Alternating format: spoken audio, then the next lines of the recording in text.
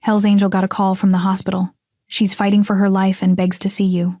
The sharp clang of metal on concrete echoed through the dimly lit garage as Jack Thunder Malone worked on his beloved Harley Davidson. Motor oil stained his weathered hands, the black marks a stark contrast against his faded tattoos. The familiar scent of grease and gasoline filled the air, a comfort zone he'd known for decades. He wiped his brow with the back of his hand, leaving a smudge across his forehead. The afternoon sun filtered through the dusty windows, casting long shadows across the tools scattered on his workbench.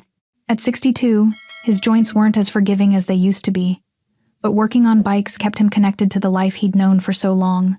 The sudden buzz of his phone cut through the classic rock playing from his old radio.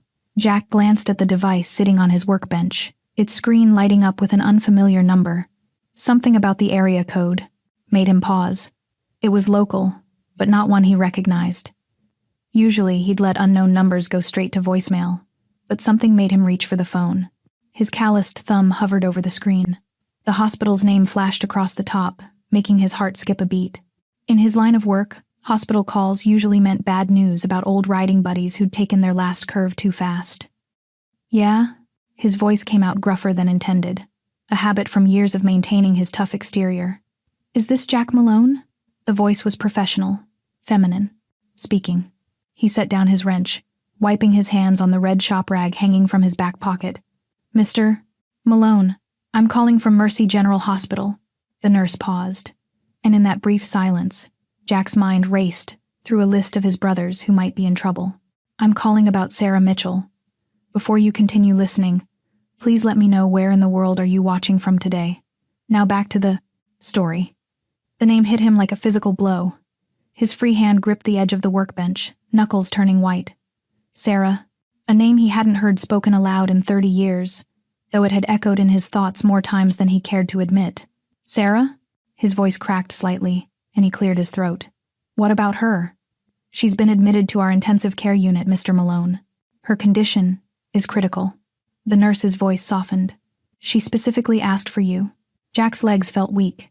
He lowered himself onto the old wooden stool beside his workbench. The radio continued playing in the background, but the music had become distant, meaningless noise. Sarah had asked for him? After all these years? Mr. Malone, are you still there? He realized he'd been silent for several seconds. Yeah, I'm here. His throat felt dry. How? How bad is it? I'm not at liberty to discuss details over the phone, but... The nurse hesitated. She's asking to see you.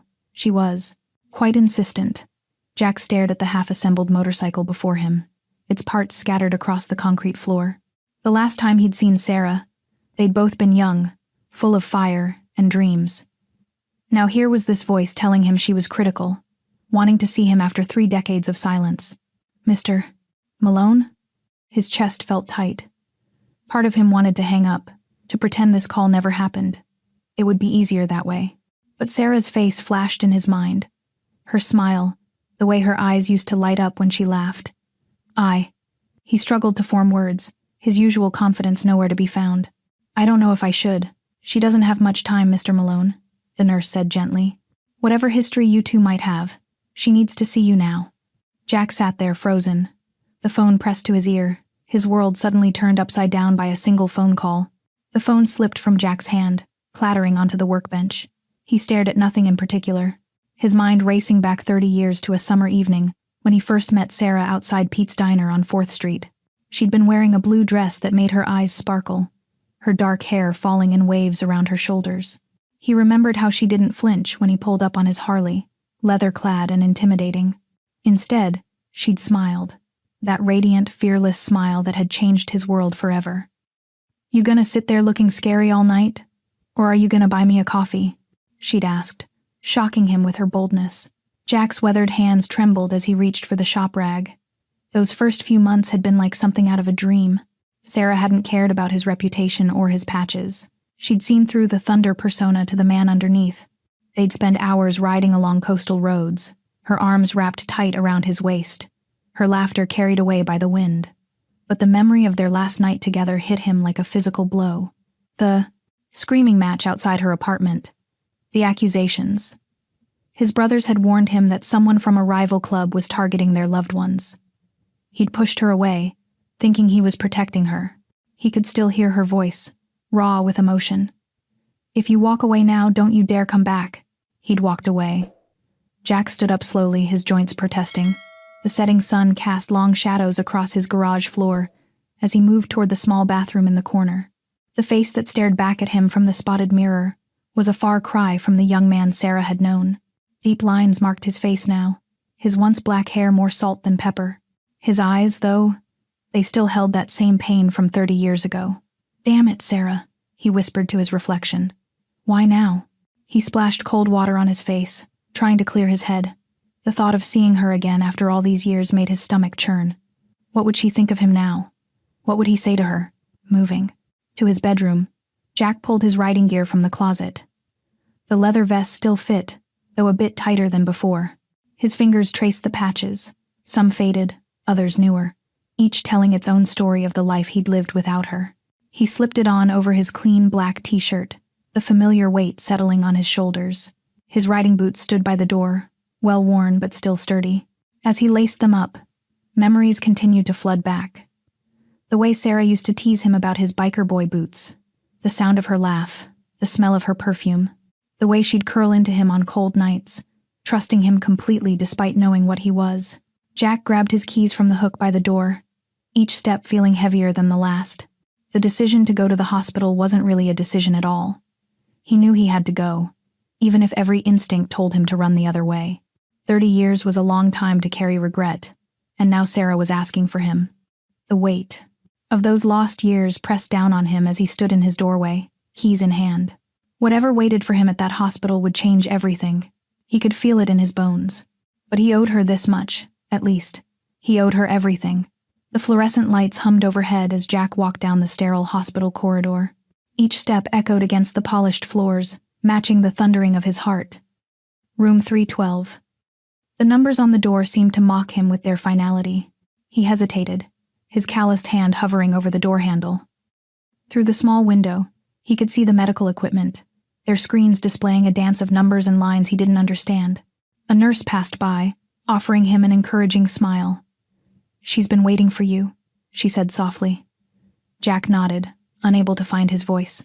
With a deep breath, he pushed the door open. The sharp smell of antiseptic hit him first, then the rhythmic beeping of monitors. But it was the figure in the bed that stopped him cold. Sarah lay there, so different from his memories yet unmistakably herself. Her once dark hair had turned silver, spread across the white pillow like moonlight. Her skin was pale, almost translucent, stretched thin over sharp cheekbones. Various tubes and wires connected her to the machines surrounding her bed, making her seem smaller, more fragile. But when her eyes opened at the sound of his entrance, they were the same clear blue he remembered, the eyes that had once seen straight through his tough exterior to his soul. "Jack," she whispered, her voice barely audible. "You came." He moved closer, his boots suddenly feeling too heavy, too loud for this quiet space. The chair next to her bed scraped against the floor as he pulled it closer. "Sarah," he managed, his voice rough with emotion. His hands, usually so steady when working on his bikes, trembled as they hovered uncertainly over hers. She turned her palm upward in invitation, and he carefully took her hand. Her skin felt like paper, cool and delicate against his weathered fingers. The contrast between them was stark, his large, tanned hand engulfing her pale, thin one. "You look different," she said, the ghost of her old smile playing at her lips. "But your eyes haven't changed." Jack swallowed hard, fighting against the tightness in his throat. "You're still beautiful," he said, meaning it despite everything. The years, the illness, all of it. Tears welled up in Sarah's eyes. "I've thought about this moment for so long," she said, each word seeming to cost her effort. "There's so much I need to tell you." "Save your strength," Jack said, squeezing her hand gently. "We have time." Sarah shook her head slightly, her expression growing serious. "No, Jack, we don't." She paused, drawing a shaky breath. "I've waited so long. I need you to forgive me." The words hit Jack like a physical blow. Forgive her? After all these years of carrying his own guilt, believing he'd destroyed everything good between them? She was asking for his forgiveness? He stared at her in confusion as her eyes drifted closed, her hand going slack in his. The steady beeping of the heart monitor continued, but Sarah had slipped into sleep. leaving Jack alone with his whirling thoughts and the weight of 3 decades worth of misunderstandings pressing down on his shoulders. The monitors continued their steady rhythm as Sarah's eyes fluttered open again. Tears pooled in the corners, making the blue of her eyes shine like morning rain. Jack's heart clenched at the sight of her pain. "Please," she whispered, patting the edge of her bed. "Sit here, closer to me." Jack moved from the chair to perch carefully on the bed's edge, mindful of the tubes and wires. The mattress dipped under his weight, and Sarah's hand found his again. "All these years," she began, her voice trembling. "I thought you left because you didn't love me anymore, that I wasn't enough." "Sarah, no," Jack started, but she squeezed his hand weakly. "Let me finish, please." She took a shaky breath. "Every day, I wondered what I did wrong. What made you disappear without a word?" Jack's throat tightened. The tough exterior he'd built over 3 decades cracked like old leather in the sun. "I thought I was protecting you," he said roughly. "The club.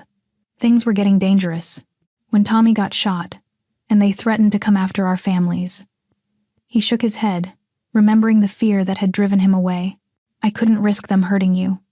"Oh, Jack." Sarah's tears fell freely now. "Why didn't you tell me? We could have faced it together. I was stronger than you knew. I know that now."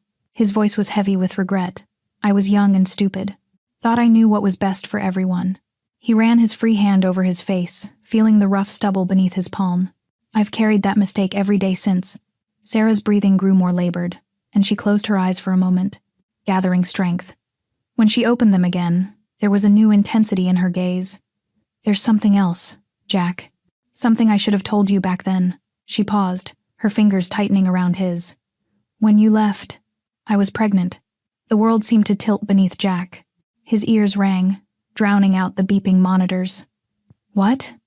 The word came out as barely more than a whisper. "We have a son, Jack." Sarah's voice cracked. "I found out 2 weeks after you disappeared. I tried to find you, but you'd vanished completely. The club wouldn't tell me anything." Jack stood abruptly, his legs unsteady. He paced to the window, bracing himself against the sill as the magnitude of what he'd lost crashed over him. A son. He had a son he'd never known about, never watched grow up, never taught to ride a bike or throw a ball. "I'm so sorry," Sarah said behind him. "I should have tried harder to find you. Should have kept looking." Jack turned back to her, his vision blurred with unshed tears. "No," he said roughly. "Don't you dare apologize. This is on me. All of it." His hands clenched into fists at his sides. "I'm the one who left. I'm the one who—" His voice broke, and he had to stop to collect himself. He moved back to the bed, sinking down beside her again. "A son," he repeated, the words foreign on his tongue. The weight of 30 years of missed moments pressed down on his chest, making it hard to breathe. "What's his name?" Sarah watched him with a mix of sadness and tenderness. "Ethan," she said softly. "His name is Ethan." Jack stumbled out of Sarah's room, his boots heavy against the sterile hospital floor. The fluorescent lights overhead buzzed, casting harsh shadows that matched the turmoil in his mind. He found himself wandering aimlessly through the quiet hallway, past nurses' stations and rooms filled with other patients' stories. A son. The word echoed in his head like a thunderclap. Ethan. He had a son named Ethan. His weathered hands trembled as he ran them through his graying hair. 30 years of memories he should have had, gone in the blink of an eye. First steps, first words, first day of school. All moments he'd missed because he thought he was doing the right thing. Jack stopped at a large window overlooking the hospital parking lot. His reflection stared back at him. Leather vest worn smooth by years on the road, faded tattoos climbing up his neck, lines etched deep around his eyes. What right did he have now, looking like this, to step into someone's life? "Sir?" A young nurse touched his arm gently. "Are you all right?" He nodded stiffly, realizing he'd been standing there for who knows how long. The nurse gave him a concerned smile before continuing down the hall. The exit signs glowed temptingly at the end of the corridor. It would be easy to walk away again, to protect them from the man he'd become, from the life he'd lived. His motorcycle was waiting in the parking lot, ready to carry him back to his solitary existence. But Sarah's face floated in his mind, pale, tired, but still beautiful. Still the woman who'd seen past his rough exterior all those years ago. The woman who'd loved him despite everything. Jack's fingers found the old ring he wore on a chain around his neck, hidden beneath his shirt. He'd never been able to throw it away, even after all these years. It was the last connection to the man he'd been when Sarah loved him. A code blue announcement echoed through the speakers, making him flinch. The sound yanked him back to reality, to the harsh truth that Sarah was dying. Whatever time they had left was measured in hours, maybe days. His feet carried him back toward her room before his mind could catch up. The steady beep of her monitors greeted him as he pushed the door open. Sarah lay there, somehow looking even more fragile than before. Her eyes fluttered open at his approach, relief washing over her features when she saw him. "I thought," she whispered. "I thought you might have gone." Jack shook his head, settling back into the chair beside her bed. "No," he said roughly. "Not this time." Sarah's hand reached for his, thin fingers wrapping around his calloused palm. "There's so much to say," she breathed. "So little time." "Save your strength," Jack murmured, but Sarah shook her head slightly. "Meet him," she said, her voice barely a whisper now. "My son. He needs to know the truth." Jack swallowed hard, tightening his grip on her hand ever so gently. "Okay," he agreed, the word feeling both terrifying and right. "Okay, Sarah. I will." The afternoon sun streamed through Sarah's hospital room window, casting long shadows across the linoleum floor. Jack stood near the doorway, his heart pounding beneath his leather vest as he waited. The nurse had gone to fetch Ethan from the waiting room, and each second felt like an eternity. Heavy footsteps approached from the hallway. Jack straightened up, unconsciously running a hand through his gray hair. A tall figure appeared in the doorway, and Jack's breath caught in his throat. The young man who entered was the spitting image of himself 30 years ago. Same broad shoulders, same strong jawline. But where Jack's eyes held the weight of years lived hard and fast, Ethan's were sharp with suspicion and barely concealed anger. "Ethan," Sarah called softly from her bed, her voice thin but warm. "This is Jack." Jack took a step forward, extending his weathered hand. "Hello, son," he managed, his voice rougher than he intended. Ethan's eyes flicked from Jack's outstretched hand to his face, then to the tattoos visible on his neck. His shoulders tensed, and he took a half step backward, letting Jack's hand hang empty in the air between them. "I'm not your son," Ethan said quietly, his words carrying the edge of a blade. "Just because you showed up now doesn't make you my father." Jack slowly lowered his hand, feeling the sting of rejection but understanding it completely. He'd earned this response with 30 years of absence. "Ethan, please," Sarah whispered from her bed, but Ethan shook his head. "It's okay, Mom," he said, his voice softening when he addressed her. "I'm here for you, not him." The silence that followed was heavy enough to crush. Jack shifted his weight, acutely aware of how out of place he looked in this sterile hospital room with his biker gear and tattoos. He caught a glimpse of their reflection in the window. Father and son, separated by an ocean of unspoken words and lost years. "The nurses said you had a good morning," Ethan said to Sarah, deliberately turning his back to Jack. He moved to her bedside, taking her frail hand in his. "Better now," Sarah replied, her eyes moving between the two men. Despite her exhaustion, a faint smile played at the corners of her mouth. "Having you both here." "Mom," Ethan warned, but Sarah reached out with her other hand, gesturing for Jack to come closer. Jack approached carefully, like a man walking on thin ice. He stayed on the opposite side of the bed from Ethan, giving his son space. The beeping of Sarah's heart monitor filled the uncomfortable silence. "How's the shop doing?" Sarah asked Ethan, trying to ease the tension. "Busy," Ethan replied. "Got 3 restorations lined up for next month." Jack's ears perked up. "Restorations? Classic cars?" Ethan answered curtly, still not meeting Jack's eyes. "Been running my own garage for 5 years now." Another silence fell, but Sarah's smile grew slightly wider. She squeezed both their hands, her touch as light as a feather. The afternoon sun caught the silver in Jack's hair and highlighted the stubborn set of Ethan's jaw. Mirror images separated by decades of absence. The tension remained thick enough to cut with a knife, but Sarah's presence kept them both rooted in place, trapped in this moment of first meetings and unspoken history. The steady beeping of Sarah's heart monitor suddenly changed its rhythm, becoming more erratic. Jack noticed it first. Years of working on engines had made him sensitive to changes in mechanical sounds. His eyes darted to the screen, where the green line jumped irregularly. "Something's wrong," he said, his gruff voice tight with concern. Ethan looked up sharply from where he sat on the other side of Sarah's bed. The color drained from his face as he noticed his mother's labored breathing. Sarah's eyes fluttered open, her chest rising and falling with visible effort. Her fingers tightened around Jack's hand with surprising strength. Don't leave," she whispered, her words barely audible above the monitor's beeping. "I'm right here," Jack assured her, leaning closer. His leather vest creaked as he moved, the sound harsh in the sterile hospital room. "I'm not going anywhere." Ethan pressed the call button, his movements quick and precise. "Mom?" His voice cracked slightly, betraying the calm exterior he was trying to maintain. Sarah's eyes moved, between the two men, the son she'd raised alone, and the man she'd never stopped loving. The afternoon sun streaming through the window cast long shadows across her pale face, highlighting the tears gathering in the corners of her eyes. "I'm sorry," she managed, her voice trembling. "So much time, wasted." Jack shook his head, his throat tight. "Don't, Sarah. Save your strength." His weathered hands enveloped her delicate one, careful not to disturb the IV line. A nurse hurried in, checking Sarah's vitals with practiced efficiency.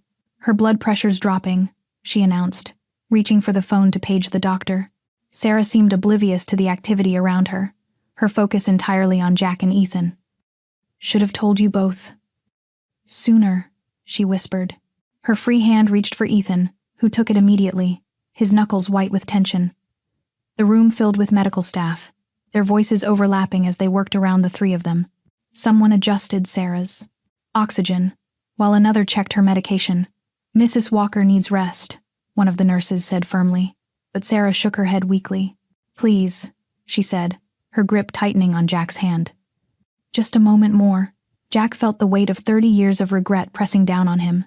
He saw it mirrored in Sarah's eyes, all the missed opportunities, the unspoken words, the lonely nights. His chest ached with the force of it. "Make peace." Sarah's voice was barely a whisper now, her eyes struggling to stay open. "For Ethan. Before I go." Jack nodded, unable to speak. He felt Ethan's eyes on him but couldn't bring himself to look up, afraid of what he might see in his son's face. The silence between them stretched, filled only by the irregular beeping of the heart monitor and the hushed voices of the medical staff. Sarah's grip on his hand weakened, her eyes closing despite her obvious struggle to keep them open. The nurse gently but firmly indicated it was time for them to step out. Jack reluctantly released Sarah's hand, laying it carefully on the bed. He stood up slowly, his joints protesting the movement after sitting so long. The weight of Sarah's words hung heavy in the air. "Make peace. For Ethan. Before I go." He glanced at his son, seeing his own pain reflected in Ethan's tense posture and clenched jaw.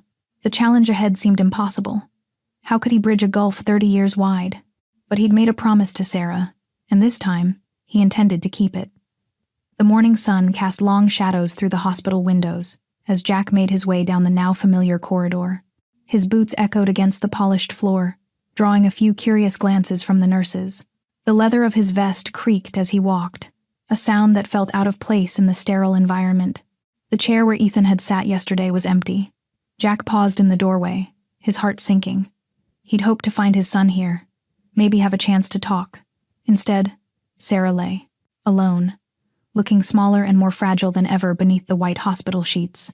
"Morning, Sarah," he said softly, settling into the chair beside her bed. The monitor beeped steadily, its rhythm unchanged from yesterday. Sarah's eyes remained closed, her breathing shallow but regular. Her face, usually animated even in illness, showed no response to his voice. Jack leaned forward, resting his elbows on his knees. "I was hoping to see Ethan here," he said, more to fill the silence than anything else. "Guess he needed some time." A nurse entered, checking Sarah's vitals with practiced efficiency. Jack watched her movements, searching for any sign of concern on her face. "Has my son been here today?" he asked, the words feeling strange in his mouth. "Son," a word he'd never thought he'd use. The nurse shook her head. "Not since yesterday evening." She adjusted Sarah's IV line. "But he left his contact information at the nurse's station. Would you like it?" Jack nodded, grateful. A few minutes later, he held a small piece of paper with Ethan's phone number scrawled on it. He stared at the digits, his thumb hovering over his phone's keypad. "I'm trying, Sarah," he whispered, glancing at her still form. I know it's not enough, but I'm trying. He stepped out into the hallway, not wanting to disturb Sarah's rest. The phone rang once, twice, 3 times. Each ring seemed to stretch longer than the last. Finally, the call went to voicemail. "Hey, Ethan," Jack said, his voice rougher than usual. It's Jack, your father." He cleared his throat. "I was hoping we could talk." "About Sarah. About everything." He paused, searching for the right words. "Call me back when you can." He ended the call and waited, but his phone remained silent. The piece of paper also had Ethan's address, an apartment complex across town. Jack looked back at Sarah's room, then at his phone again. Some things needed to be done in person. That's what Sarah had taught him all those years, when she'd stood in front of him, fierce and beautiful, demanding he face his feelings for her. He couldn't hide behind a phone call now. Jack tucked the paper with Ethan's information into his vest pocket. He gave Sarah's room one last look, watching the steady rise and fall of her chest. "I'll be back," he promised quietly. The hospital parking lot was warming under the morning sun as Jack strode toward his motorcycle. The chrome gleamed, a stark contrast to his dark thoughts. He swung his leg over the seat, the familiar motion bringing little comfort. The engine roared to life, and Jack pointed his bike toward the address in his pocket, hoping his son would at least open the door. The Harley's engine rumbled beneath Jack as he navigated through the city streets. Each traffic light gave him moments to pause, moments where memories flooded back unbidden. Sarah's smile on that first night they met, her dark hair catching the neon lights of the bar, the way she'd laughed at his attempts to impress her, seeing right through his tough guy act. The bike growled as he accelerated through an intersection, the wind whipping at his leather vest. Back then, he'd been all swagger and attitude, the notorious Thunder Malone, feared and respected throughout the motorcycle club. But Sarah had seen something else in him, something he hadn't even seen in himself. Jack slowed as he passed a playground, watching children swing and climb. A little boy, maybe 4 or 5, waved excitedly at his motorcycle. Jack lifted 2 fingers off the handlebar in response, his throat tight. That could have been Ethan, he thought. He should have been there to push him on swings, to teach him to ride a bike, to be the father his own had never been. The memories shifted darker as he turned onto a residential street. The night everything fell apart. The misunderstanding that had driven them apart. If he'd just stayed, if he'd just listened, instead of roaring off on his bike. But he couldn't change the past. The years of bar fights, dangerous rides, and reckless living couldn't be undone. Following the GPS directions on his phone, Jack pulled into the parking lot of a modest apartment complex. The buildings were well-maintained, with small balconies, sporting potted plants and wind chimes. He parked his bike, removing his gloves slowly as he studied the building numbers. Building C, apartment 304. Jack climbed the outdoor stairs, his boots heavy on the metal steps. The hallway was quiet, afternoon sun streaming through windows at either end. He found Ethan's door and stood before it, gathering his courage. His knuckles rapped against the wood, the sound echoing in the empty hallway. No response. He knocked again, harder this time. "Ethan?" he called, his voice gruff with emotion. "It's Jack. I'd like to talk, if you're willing." Only silence answered him. Jack noticed a small welcome mat at his feet, its corners curled with age. A father should know these little details about his son's life.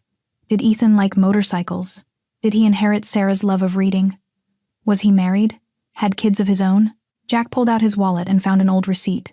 With hands that had rebuilt countless engines but now seemed clumsy with uncertainty, he wrote, "Ethan, I know you have every right to want nothing to do with me, but your mother asked me to make things right, and I aim to try.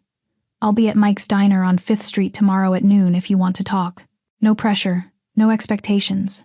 He folded the note carefully and tucked it into the door frame where Ethan would be sure to see it. Standing back, Jack stared at the closed door, feeling the weight of 30 years of absence. Would Ethan come? Could any amount of explaining or apologizing make up for a lifetime of not being there? The afternoon sun cast his shadow long against the hallway wall as he turned to leave. Each step down felt heavier than the last, echoing with the uncertainty of whether his son would give him a chance to explain, to try to make things right.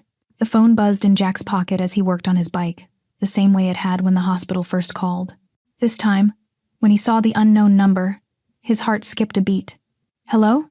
His voice came out rougher than intended. "It's Ethan." The words were clipped, distant. If you want to talk, there's a cabin off Route 23. Miller's Creek Road, number 147. Be there in an hour. Before Jack could respond, the line went dead. He stared at the phone, his hands trembling slightly. After 3 days of silence, Ethan had finally reached out. Jack knew the area, remote cabins scattered through dense pine forest, the kind of place where people went to escape the world. He wiped his hands on a shop rag and headed inside to clean up.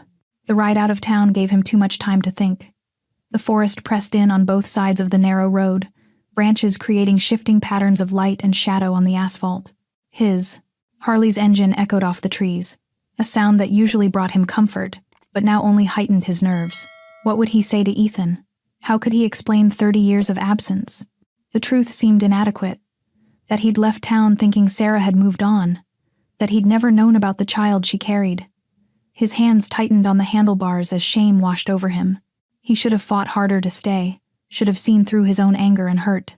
The gravel driveway appeared suddenly, marked by a weathered wooden sign reading 147. Jack slowed the bike, tires crunching over loose stones. The cabin sat back from the road, its dark wood walls blending with the forest behind it. A newer model pickup truck was parked out front. Ethan's, he assumed.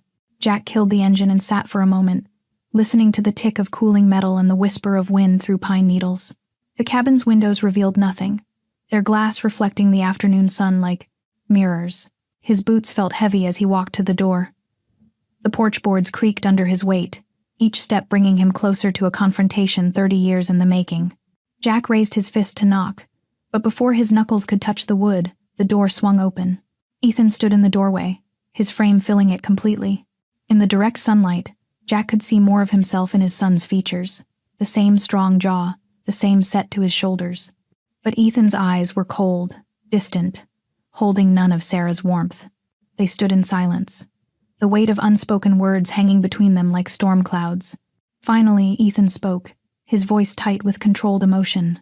"Why didn't you ever try to find me?" Jack's throat went dry. The question he'd been dreading, the one he'd been asking himself since Sarah told him the truth. He opened his mouth, but the words wouldn't come. How could he explain without sounding like he was making excuses? How could he make his son understand that his greatest regret was something he hadn't even known about until a few days ago? The cabin's interior was sparse. A worn couch, a wooden table with mismatched chairs, and a stone fireplace that hadn't seen use in ages.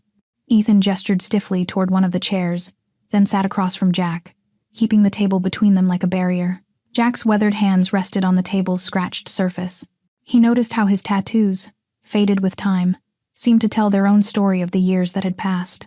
The silence stretched between them, broken only by the soft ticking of an old wall clock. "I didn't know," Jack finally said, his voice rough with emotion. "About you, I mean, if I had." He trailed off, realizing how hollow those words must sound to his son. Ethan's jaw tightened. Mom was alone. All those years, she was alone. It wasn't supposed to be that way. Jack leaned forward, trying to bridge the gulf between them.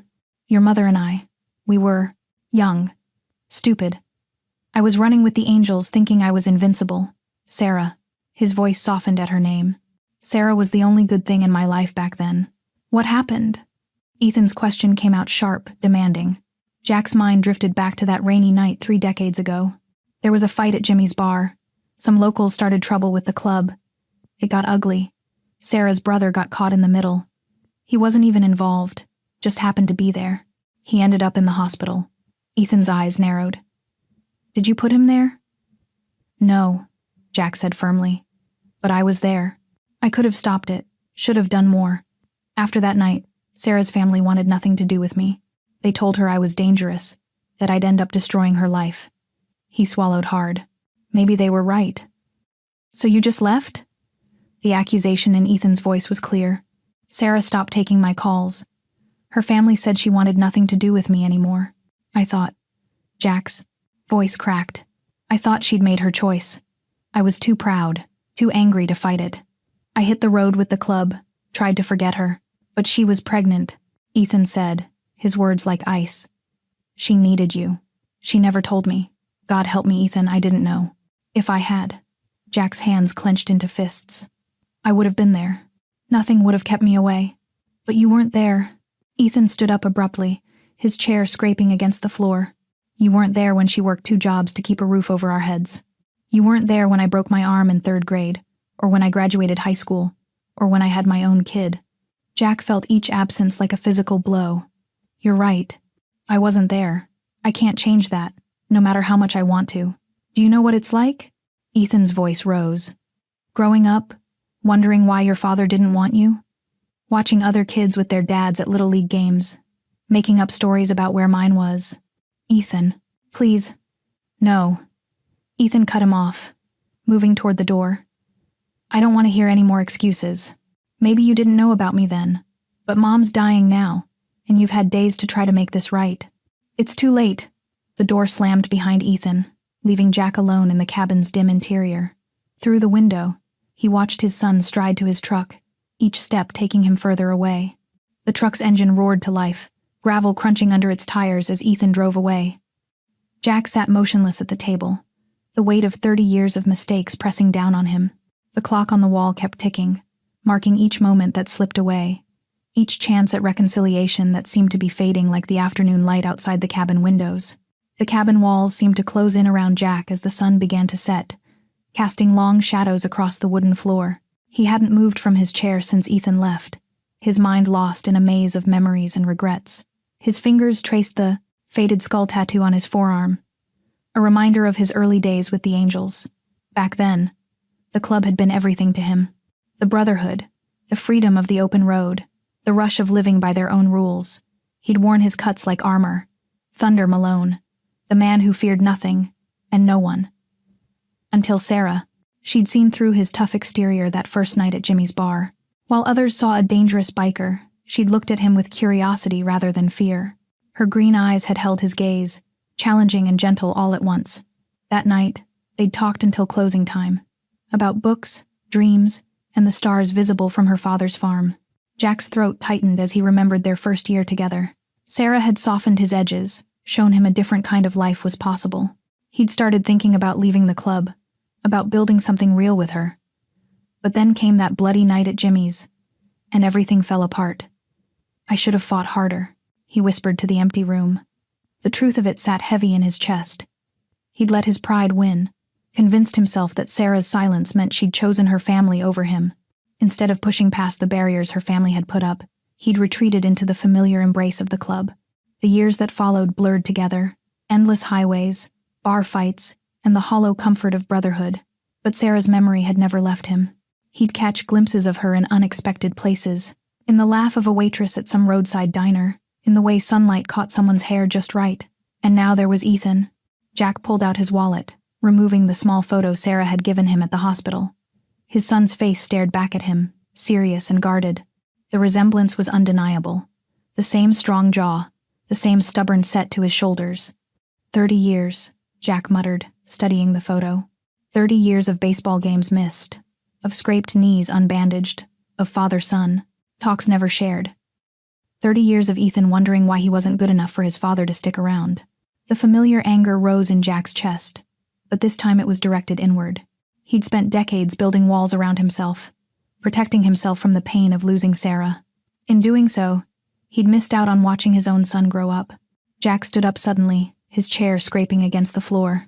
The old Thunder Malone would have gotten on his bike and rode away from this mess of emotions, but he wasn't that man anymore.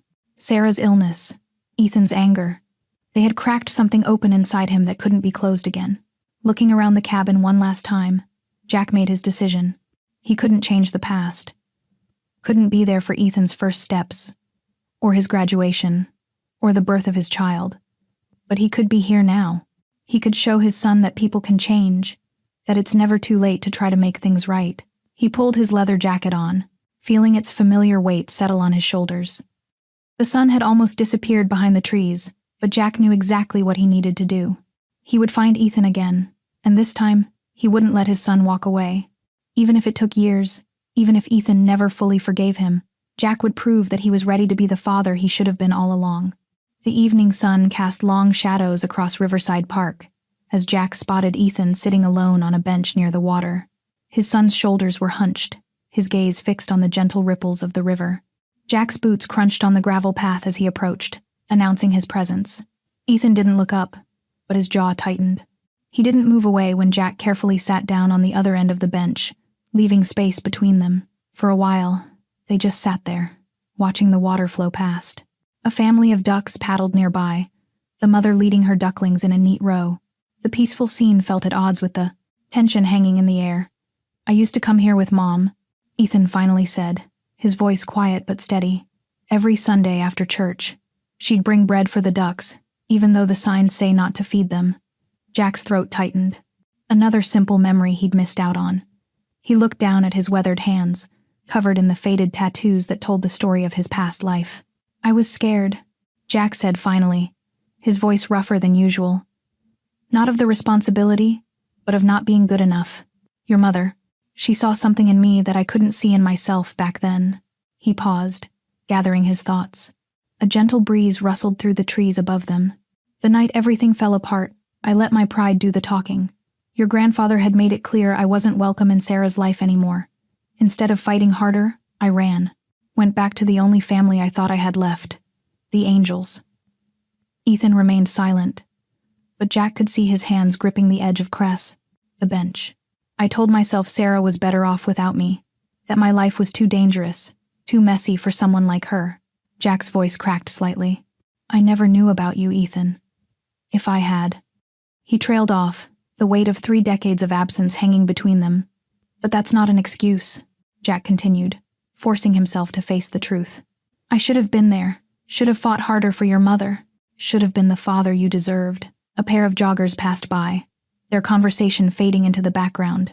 Jack noticed how Ethan's knuckles had turned white from gripping the bench. "I can't change the past," Jack said softly. "Can't give you back those years.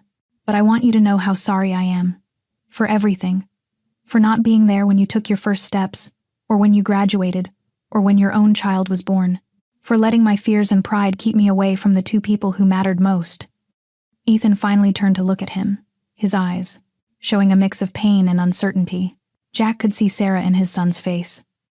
The same gentle strength, the same capacity for forgiveness that had drawn him to her all those years ago. After what felt like an eternity, Ethan stood up. He looked down at Jack, his expression unreadable in the fading light.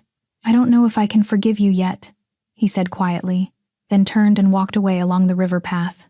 Jack watched his son's retreating figure until it disappeared around a bend in the trail, surrounded by the lengthening shadows of approaching dusk.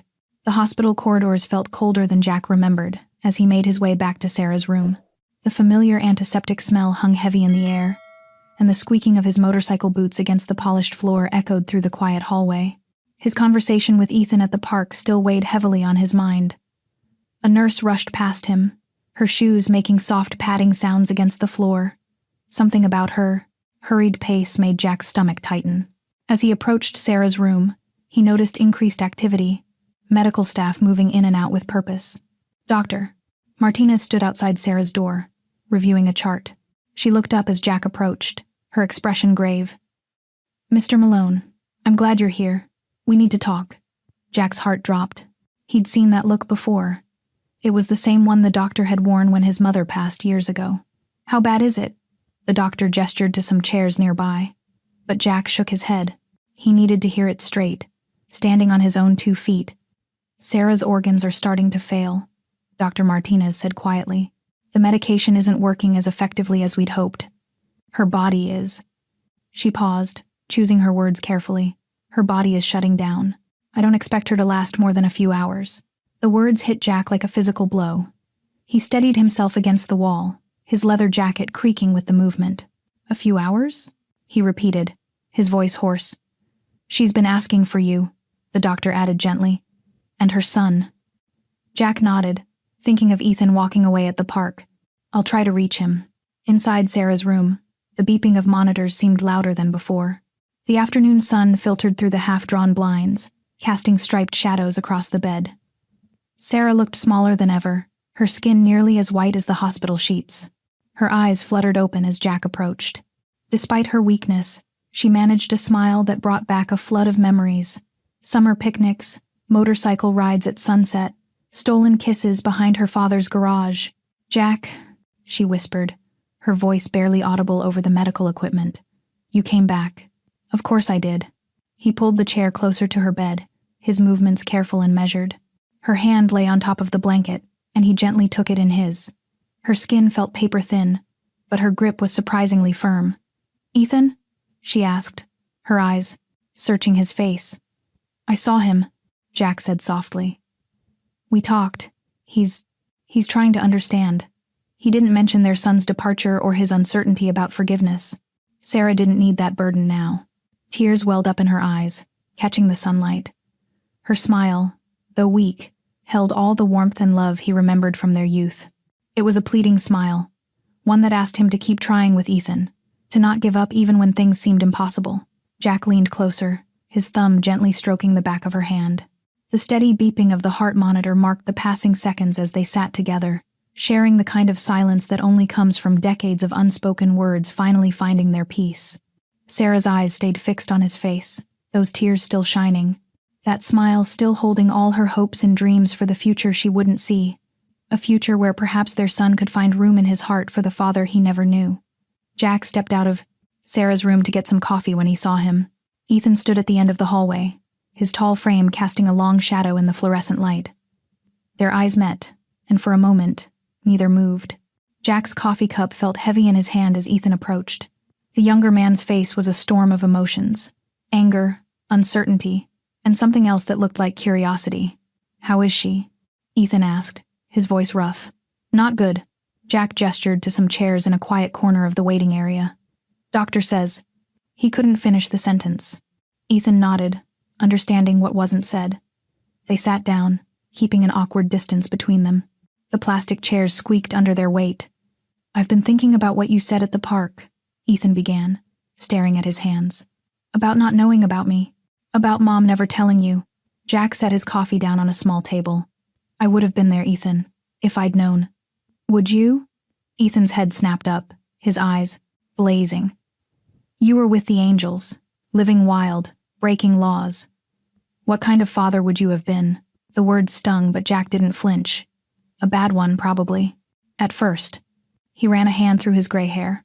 "But your mother, she changed me, made me want to be better." "Then why did you leave her?" "I thought she left me." Jack's voice grew quiet.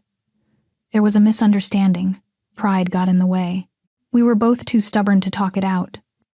Ethan shifted in his chair, his anger seeming to deflate slightly. "I used to make up stories about you when I was a kid. Sometimes you were a soldier, sometimes an astronaut." He let out a bitter laugh. "Never thought you'd be a biker." "I'm not just a biker," Jack said softly. "Not anymore. Haven't been for a long time." They sat in silence for a moment, the hospital sounds washing over them. A nurse walked by, giving them a sympathetic smile. "I'm angry," Ethan finally said, his voice cracking slightly. "At you, at Mom, at this whole mess.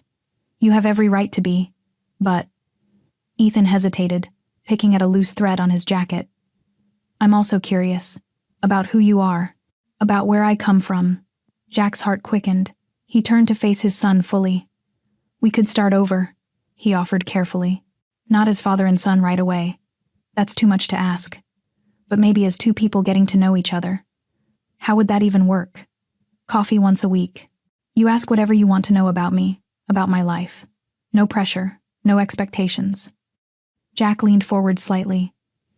"And if you decide it's not what you want, we stop. Simple as that." Ethan studied him for a long moment, his expression guarded but thoughtful. Jack could see Sarah in the way he tilted his head, in the careful consideration behind his eyes. Finally, Ethan gave a small nod. "Once a week," he said quietly. "But I can't promise anything beyond that." "That's all I'm asking for," Jack replied, relief flooding through him. "Just a chance."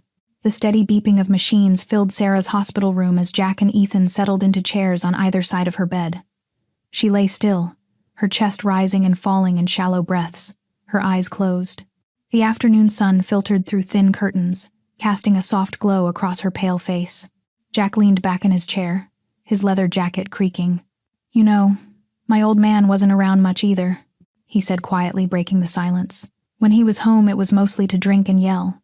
Ethan looked up, surprise flickering across his face. "What happened to him?" "Died when I was 15.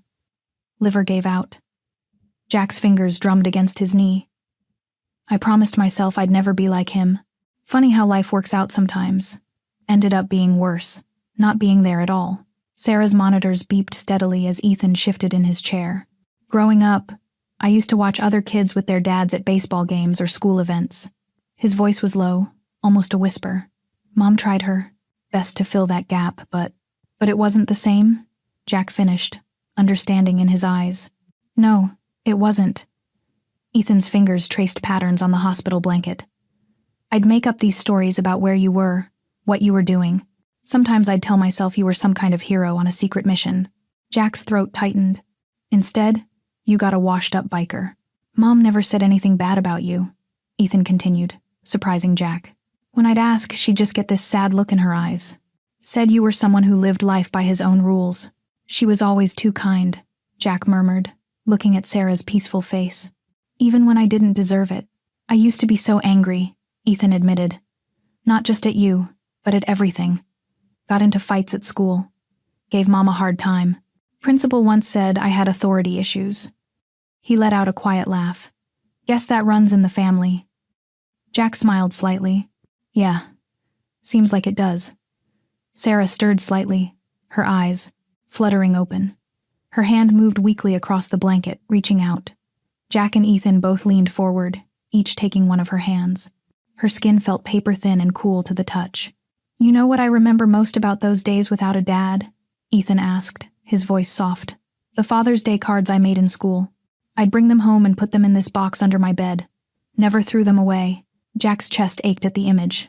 I miss so much, he said, his voice rough with emotion. Your first steps. First words. All of it. Yeah, you did. Ethan's words weren't accusatory now, just stating a fact. But you're here now. Sarah's grip tightened ever so slightly on their hands, and they looked down to see her smiling faintly.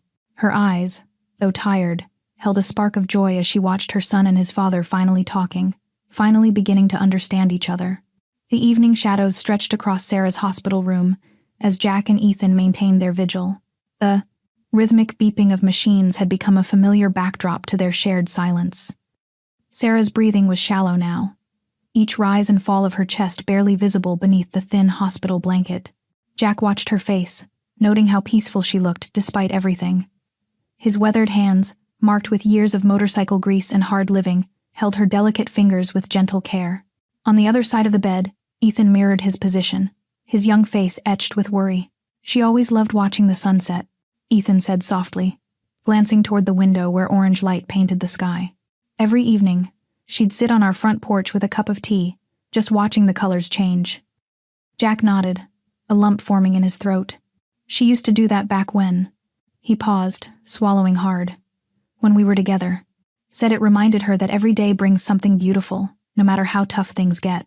The machines continued their steady rhythm as Sarah's breathing grew more labored.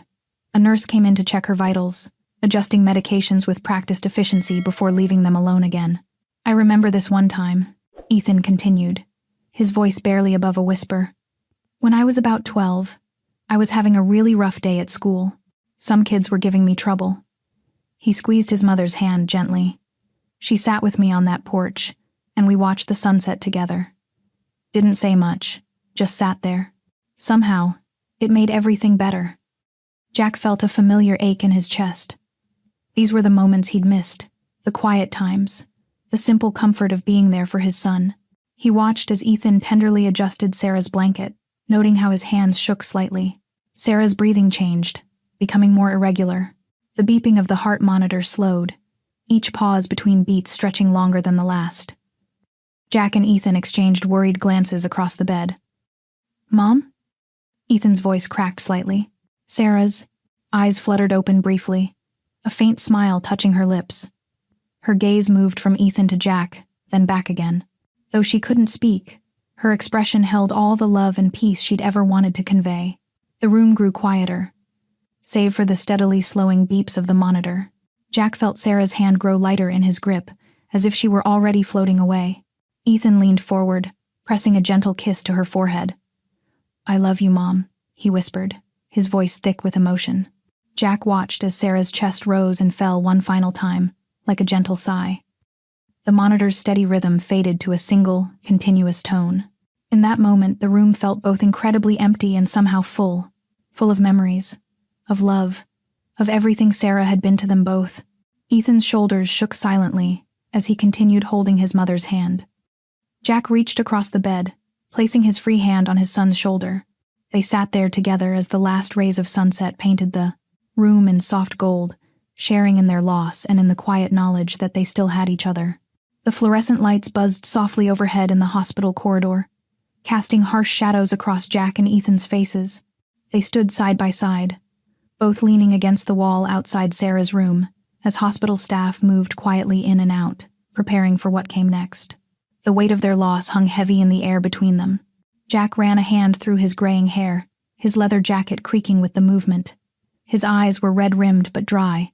Years of practicing stoicism had made it hard to let the tears fall freely. Next to him, Ethan stood with his hands in his pockets, staring at the linoleum floor as if it held some hidden answer to their shared grief.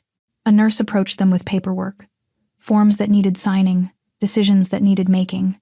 Jack watched as Ethan's hands trembled slightly while filling out the documents.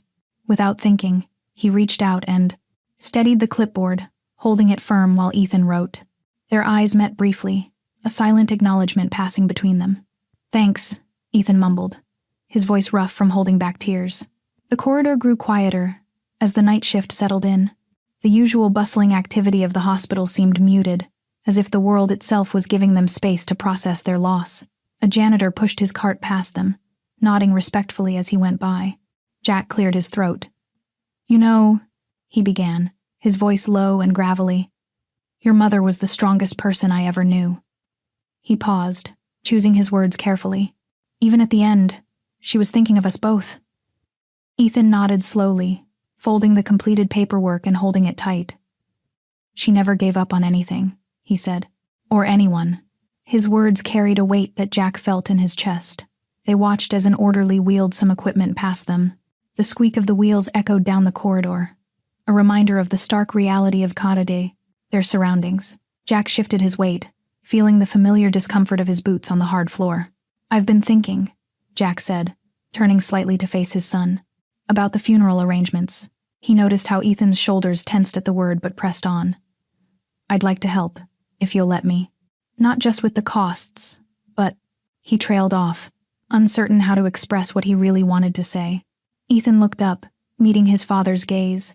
The resemblance between them was striking in that moment, the same set of the jaw, the same way of holding tension in their shoulders. "She would have wanted both of us there," Jack continued softly. "Together." He reached into his jacket pocket and pulled out a business card, turning it over to scribble his phone number on the back. "I know a good funeral director, someone who'll treat her with respect." Ethan took the card, studying it for a moment before slipping it into his pocket. The silence between them felt different. Now, less charged, more contemplative. "I'd like that," Ethan finally said, his voice quiet but steady. "She'd want us both there." He straightened up from the wall, squaring his shoulders. "We should probably start making arrangements soon." Jack nodded, relief washing over him. "Why don't we meet tomorrow?" he suggested. "We can talk about what she would have wanted." He watched Ethan's face carefully, looking for any sign of rejection. Instead, Ethan gave a small, sad smile, the first Jack had seen from him. "Yeah," he agreed. "Tomorrow." The autumn wind rustled through the trees surrounding the cemetery, sending golden leaves dancing through the air. The small gathering of mourners huddled close together near Sarah's casket, which was adorned with white roses, her favorite flowers. Jack stood tall in his cleaned and pressed leather jacket, his silver hair combed back neatly. Beside him, Ethan wore a dark suit that seemed to make him look younger, more vulnerable. The funeral director, a gentle-voiced man with kind eyes, spoke about Sarah's life, her strength, and the love she had for her family. Jack noticed how Ethan's hands clenched and unclenched at his sides during the eulogy, fighting to maintain composure. Without thinking, Jack shifted slightly closer to his son, their shoulders almost touching. Sarah's friends and extended family filled the handful of chairs set up on the grass. Some dabbed at their eyes with tissues while others sat in reverent silence. A woman Jack didn't recognize stood up to share a story about Sarah's infectious laugh and generous spirit. The memory brought sad smiles to many faces in the crowd. The late morning sun broke through the clouds, casting warm light across the polished casket. Jack remembered how Sarah used to love mornings like this, how she would stand at her window with a cup of coffee, soaking in the daylight. The thought made his chest tighten. As the service continued, more people stood to share their dawn, memories. Each story painted a picture of the woman Sarah had become in the years after Jack had left. Strong, independent, and full of grace. He felt a deep ache knowing he'd missed so much of her life, but there was pride too, hearing how she'd touched so many lives. Ethan stepped forward when it was his turn to speak.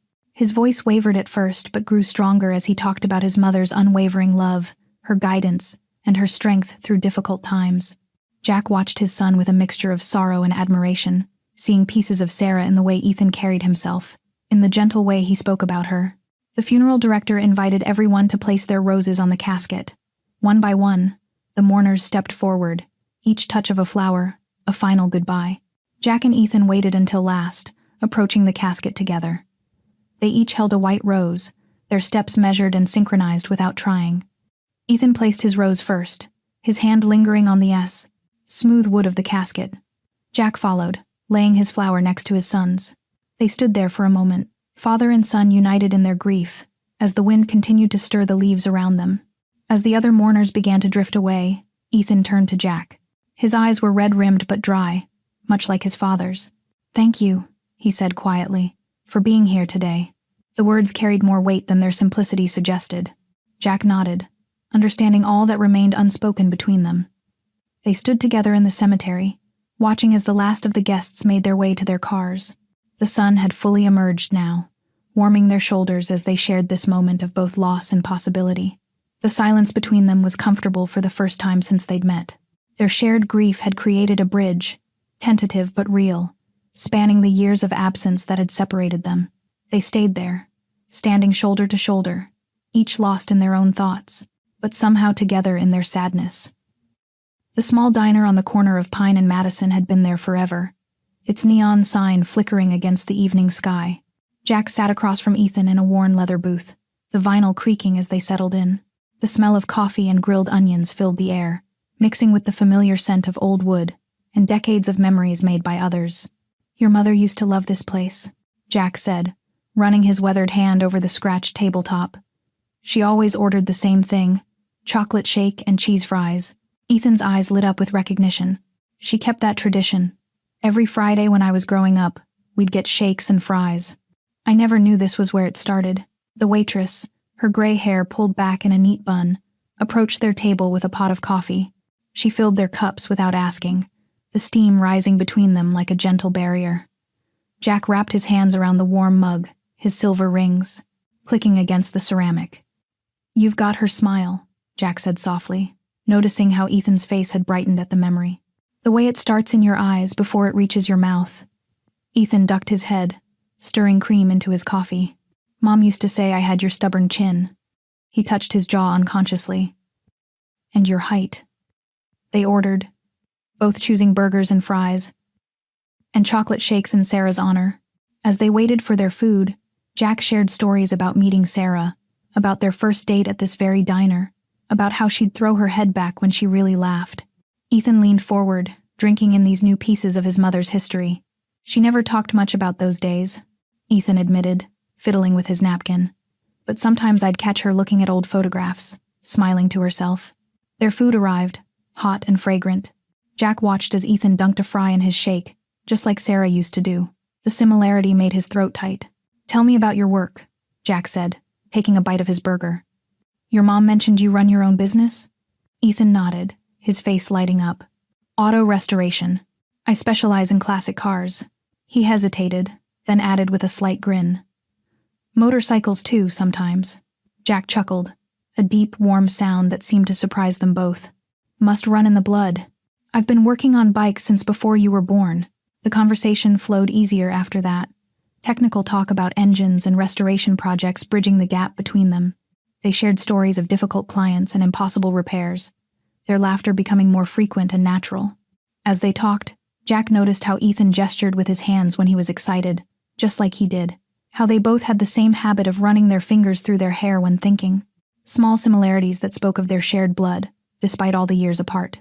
The evening stretched on, their empty plates pushed aside, fresh coffee steaming in their cups. Ethan told stories about growing up, about the time he tried to fix his mom's car at 16 and accidentally drained all the oil, about his first restoration project, a beat-up '67 Mustang that he'd brought back to life. Jack listened intently, his heart aching for all the moments he'd missed, but grateful for this chance to know his son now. He watched Ethan's animated expressions, the way he came alive talking about his passion for cars, the subtle ways he was both Sarah's son and his own. In the warm light of the diner, surrounded by the clinking of cups and murmur of other diners, Jack studied Ethan carefully. He wondered about the years that stretched between them, about whether they could ever truly bridge that gap, about whether he deserved this second chance at being a father. The morning sun filtered through the dusty windows of Ethan's auto shop, casting long shadows across the concrete floor. Jack stood in the doorway, taking in the sight of various cars in different stages of restoration. The familiar scent of oil, metal, and leather filled his nostrils, smells that had defined much of his own life. Ethan was bent over the engine of a classic Chevrolet, his forehead creased in concentration. He looked up as Jack's boots scraped against the floor. "Hey," he said, straightening up and wiping his hands on a rag. "Thanks for coming by." "Wouldn't miss it," Jack replied, moving closer to inspect the car. "This the '57 you mentioned?" "Yeah, owner wants it ready for his daughter's wedding next month." Ethan gestured to the engine. "Having trouble with the timing belt, though." Jack nodded, rolling up his sleeves. His tattooed arms, marked with years of stories and memories, caught the light. "Mind if I take a look?" They worked side by side, their movements falling into an easy rhythm. Jack's experience complemented Ethan's technical knowledge, and together they made quick work of the problem. The sound of tools clicking against metal and the occasional grunt of effort filled the comfortable silence between them. "You know," Ethan said during a break, passing Jack a bottle of water, "Mom used to tell me I had a natural talent for fixing things. Guess now I know where that came from." Jack took a long drink, considering his words carefully. "Your mother was pretty handy herself. Remember the time she tried to fix the kitchen sink and flooded the whole place?" Ethan laughed, the sound echoing off the garage walls. "She never let anyone help after that, said she'd learned her lesson." As the days passed, their routine became familiar. Jack would show up at the shop in the mornings, sometimes bringing coffee and donuts. They'd work on cars together, sharing stories and skills. Jack taught Ethan old tricks he'd learned during his years with the Hellsangels, while Ethan showed him modern techniques and technology. One afternoon, as they restored a vintage motorcycle, Ethan asked about Jack's old bike, the one he still kept in his garage. "Think you could teach me how to ride sometime?" Jack's hands stilled on the wrench he was holding. The question carried weight beyond just learning to ride. It was an invitation to share something personal, something that had been a significant part of his life. "Your mother would probably come back just to kill me," Jack said with a small smile. "But yeah, I'd like that." They continued working, the motorcycle slowly taking shape under their hands. Jack watched as Ethan problem-solved his way through complicated repairs, proud of his son's skill and dedication. The wall between them had begun to crumble, replaced by something new and tentative but growing stronger each day. During lunch breaks, they'd sit on old chairs outside the shop, trading stories about Sarah. Jack learned about Ethan's childhood. The school plays Sarah never missed, the camping trips they took every summer, the way she'd always believed in his dreams. In return, Jack shared memories of the young woman he'd fallen in love with. Her determination, her laugh, her kindness. As Jack helped Ethan close up the shop one evening, he watched his son moving confidently through the space he'd built for himself. The pride he felt was tempered by a familiar ache, the knowledge of all the moments he'd missed, the birthdays, the achievements, the struggles.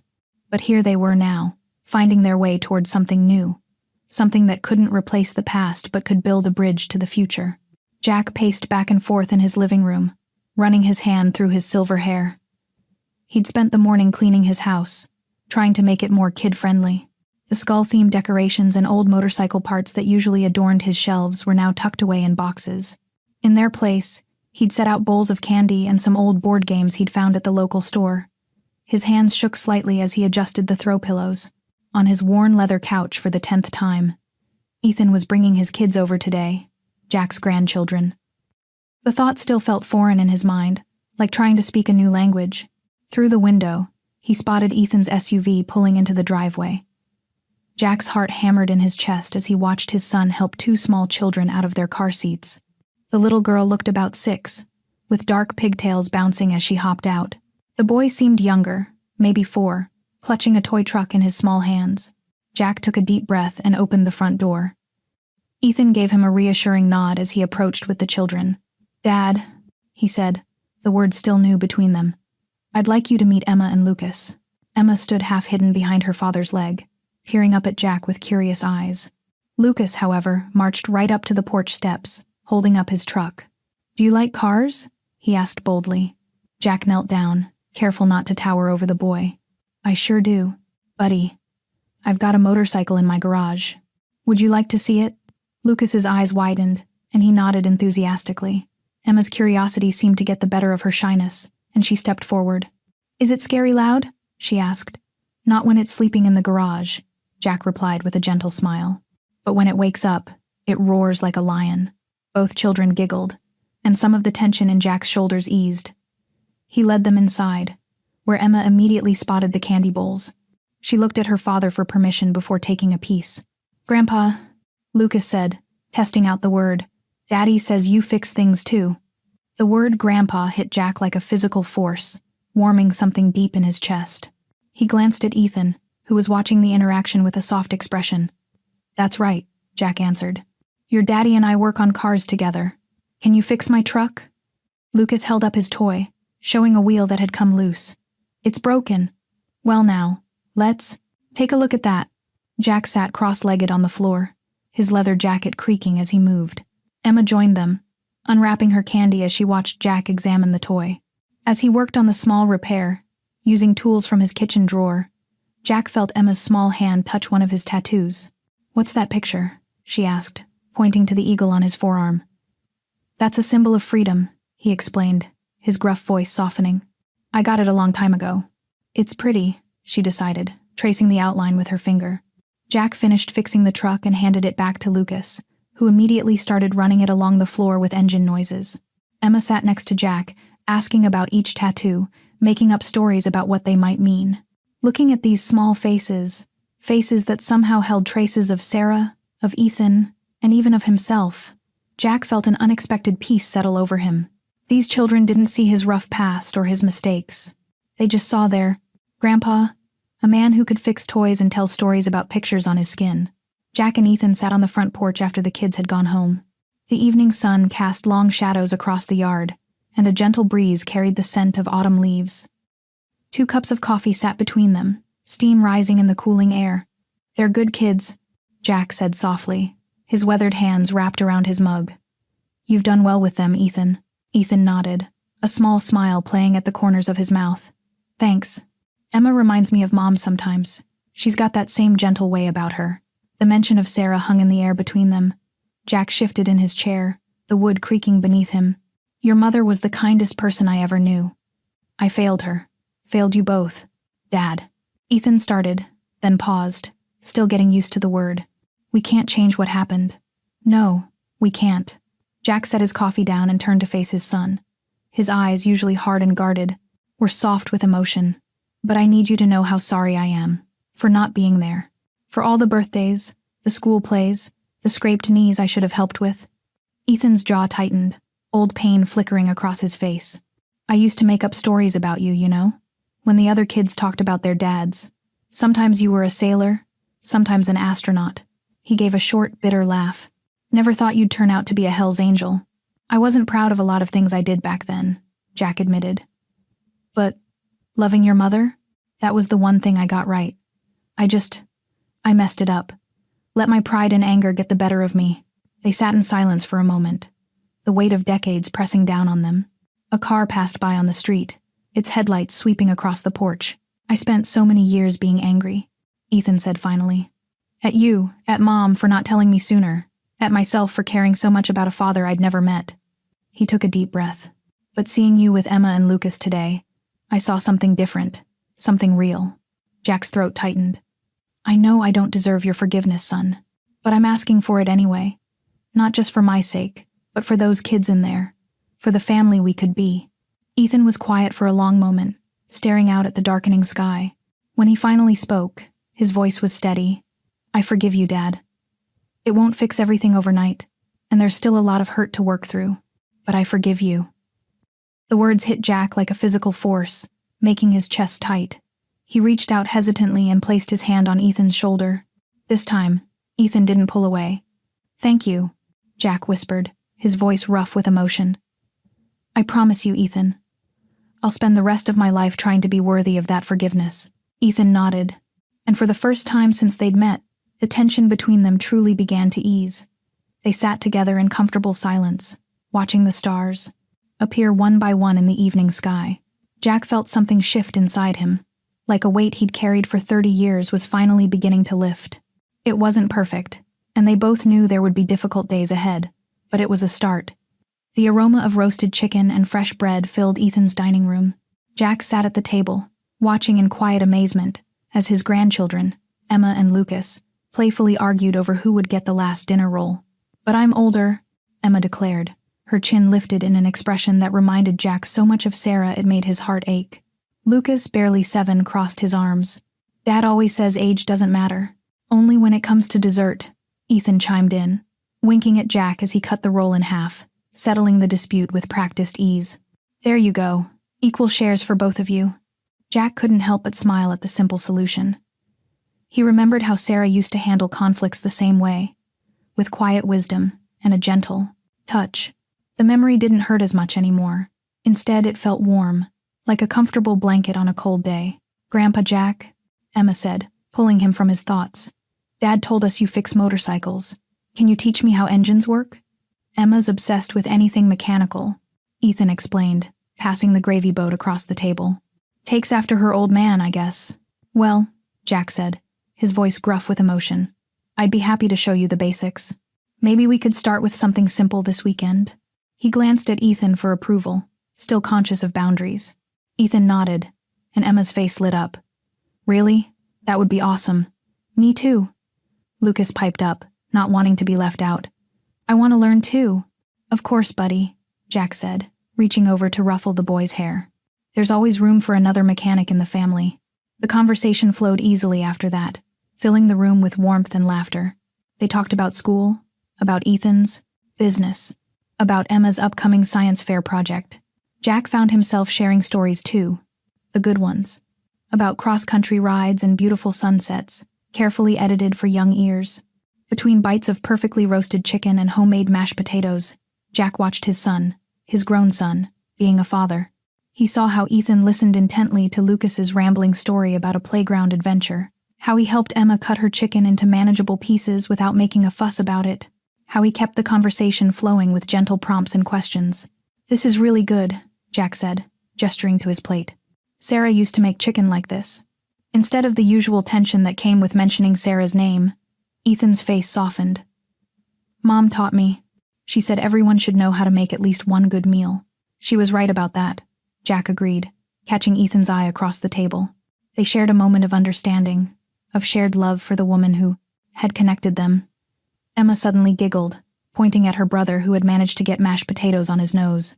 The laughter spread around the table, infectious and pure. Jack joined in, the sound strange but welcome in his throat. He looked around at these faces, his family, and felt something settle in his chest. The tough exterior he'd worn for so many years, the thunder persona that had been his shield against the world, felt unnecessary here. In this moment, he wasn't the feared hellsangel or the man who'd made so many mistakes. He was just Jack, a father, a grandfather, a man finding his way back to what mattered most. The peace that washed over him was profound. Here, in this ordinary moment of family dinner, Jack found something he'd been searching for his entire life, without even knowing it. He didn't need to be anyone else. This, just this, was enough. I hope you like this story. Please share what's your favorite part of the story, and where in the world you are watching from. Have a wonderful day.